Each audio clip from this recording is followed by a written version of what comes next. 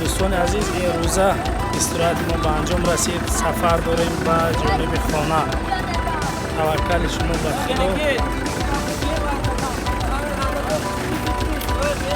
رفتیم بچه‌ها. نه وقتی بایم مسفید. خواه اکمانه. نه بیا. ملکی یا بشری یا رفتیم امید پروردگاری مهربان سوق گیران اومد به شهر ایسفره.